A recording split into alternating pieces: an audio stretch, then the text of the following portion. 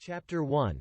The Funeral. The gray sky hung low over the small-town cemetery, casting a gloomy pallor over the mourners gathered to bid farewell to Sarah's father. The air was thick with the scent of freshly dug earth, and the only sound was the soft rustle of leaves as a light breeze swept through the trees. Sarah stood with her mother, Linda, and her siblings, feeling numb as they lowered the coffin into the ground. Linda's eyes were fixed on the casket, her face a mask of stoicism, as if she was determined not to show any emotion. Sarah couldn't help but feel a pang of anger at her mother's indifference. Didn't she feel anything? Didn't she care that her husband was gone? As the service drew to a close, Linda stepped forward to thank everyone for coming.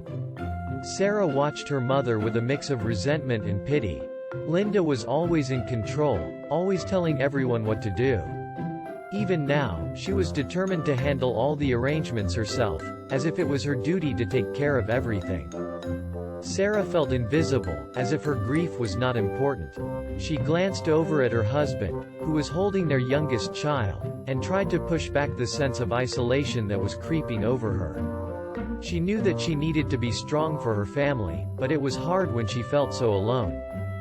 As the mourners began to drift away, Sarah stayed behind, watching as the gravediggers filled in the hole. She felt a sudden urge to scream, to rage against the injustice of it all.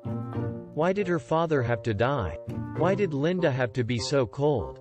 Why did she feel so lost? Eventually, Sarah turned to leave, her heart heavy with sorrow and anger. She knew that the road ahead was going to be long and difficult, but she was determined to find a way through. She would not let her family's dysfunction define her. She would not let her mother's control consume her. She would find a way to heal, to grow, to be free. Chapter 2. Confronting the Past. In the weeks after the funeral, Sarah struggled to keep up with the demands of daily life.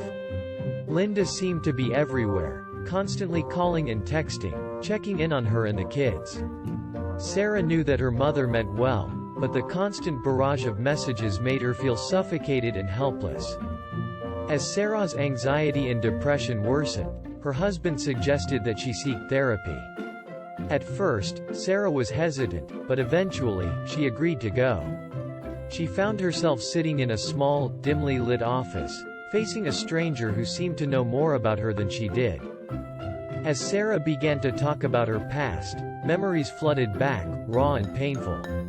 She talked about her father, how he was always there for her, how he loved her unconditionally. She talked about her mother, how she was distant and controlling, always putting her own needs above everyone else's. She talked about her siblings, how they had all suffered in different ways. The therapist listened, nodding, asking questions, offering insights. Sarah felt a mix of relief and fear. It was hard to confront the truth, to acknowledge the wounds that had never fully healed. But it was also liberating, to finally be able to speak her mind, to put words to the pain that had always been there. As Sarah delved deeper into her past, she began to understand the impact of her family's trauma on her relationships and mental health. She realized that the dysfunction in her family had been passed down from generation to generation, that the wounds of the past were still affecting her in the present.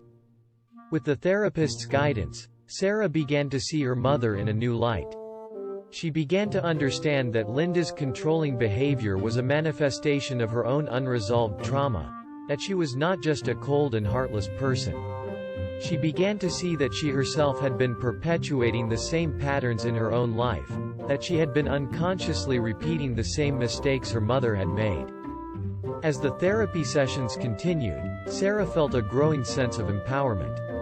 She began to take small steps to assert her independence, to set boundaries with her mother, to make choices that were true to her own values and desires.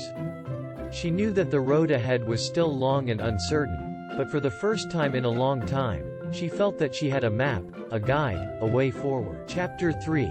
Healing and Moving Forward. As Sarah continued with her therapy sessions, she found that she was gradually starting to heal. The wounds of the past were still there, but they no longer felt so raw and painful. She was beginning to find a sense of peace and acceptance that had eluded her for so long. At the same time, she found that she was becoming more confident and assertive in her relationships with others. She was no longer willing to let her mother or anyone else dictate her life. She was learning to trust her own instincts and follow her own path. With her husband's support, Sarah began to set boundaries with her mother. She no longer let Linda control every aspect of her life, but instead made her own decisions about what was best for her family. She still loved her mother, but she no longer felt the need to be controlled by her. As Sarah's mental health improved, she found that her relationships with her husband and children also began to improve. She was able to be more present and attentive, more loving and supportive. She felt that she was finally becoming the kind of mother and wife she had always wanted to be. One day, Sarah received a call from her mother. Linda had been struggling with her own emotions, and she wanted to apologize for the way she had treated Sarah in the past.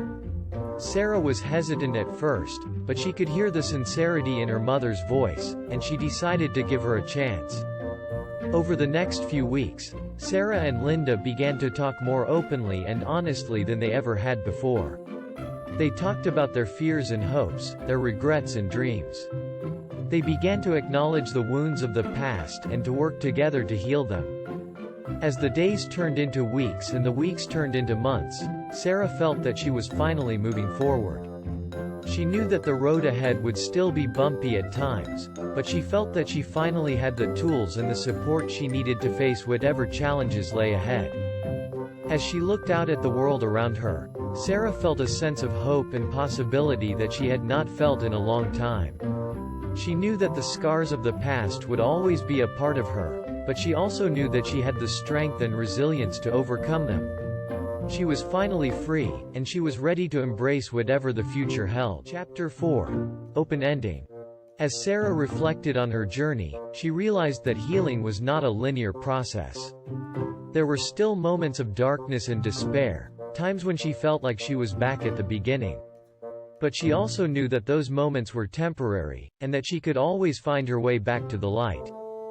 She continued to see her therapist, but she also began to explore other ways of healing, including meditation, yoga, and journaling. She found that these practices helped her to stay grounded and centered, to connect with her own inner wisdom and intuition. With each passing day, Sarah felt that she was becoming more fully herself. She was no longer defined by her family's dysfunction or her mother's control. She was a woman in her own right, with her own dreams and aspirations. As she looked out at the world around her, Sarah felt a sense of wonder and gratitude. She was alive, and she was free. She knew that the road ahead would be challenging at times, but she also knew that she had the strength and resilience to face whatever lay ahead. Click the link in the description to join our non-profit organization at the Elite Haven Academy, the School of Hope. Choose any one-hour course and get started. Quote of the day. Life is a one-way ticket. Accept life as how it is. Live to grow and grow while you live. Thanks for watching our videos. Like, share and subscribe if you're new to this channel, and welcome to our family. Peace out.